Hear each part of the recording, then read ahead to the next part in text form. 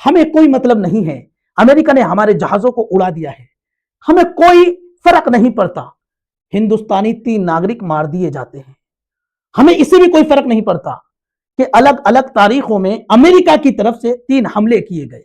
पहला हमला 8 जून को, दूसरा हमला 10 जून को, तीसरा हमला 11 जून को। में हिंदुस्तान का बहुत बड़ा नुकसान भी हुआ, लेकिन हमें कोई फर्क नहीं पड़ता, हमें कोई मतलब नहीं है, इसलिए कि हम भारतीय नागरिक हैं, हम अमेरिका को फादरलैंड मानते हैं। ये कौन कह रहे होंगे, कौन सोच रहे होंगे?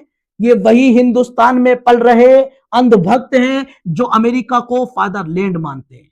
और फादरलैंड मानने की वजह मैं आपको बताऊं, अमेरिका इजराइल के साथ खड़ा था और इजराइल फिलिस्तीन पर हमला कर रहा था, फिलिस्तीन के मासूमों की जान ले रहा था और पूरे फिलिस्तीन को तहस नहस कर रहा था। तो उस वक्त में और आज भी अंधभक्त कह रहे थे अमेरिका हमारा फादरलैंड है।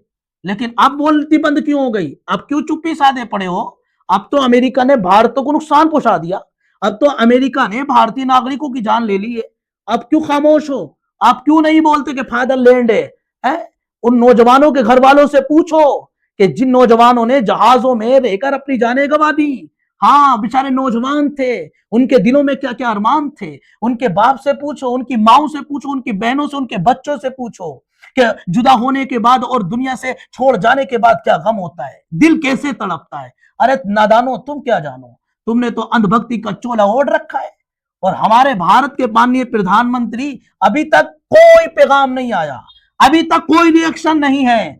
अभी उनकी जबान पर, माननीय मुख्यमंत्री की जबान पर और हमारे मान्यवर लोगों की जबान पर तो बस हिंदू मुस्लिम, हिंदू मुस्लिम, हिंदू मुस्लिम, इसके अलावा दूसरा कोई काम नहीं है।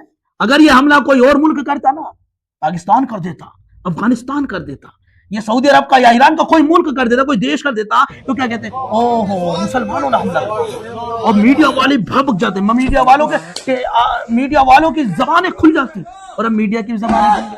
अब क्या कहेंगे इस बारे में भाई?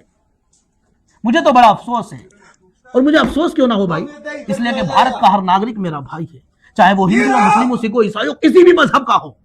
मैं दुआ करता हूँ इन तीनों नौजवानों के घर वालों को अल्लाह सब्र अता फरमाए। दुआ करता हूँ अल्लाह ताला से जो भी हमारे भारत पर, हमारे हिंदुस्तान पर बुरी नजर रखता है, अल्लाह तबारक व तआला उसे तहस नहस कर दे।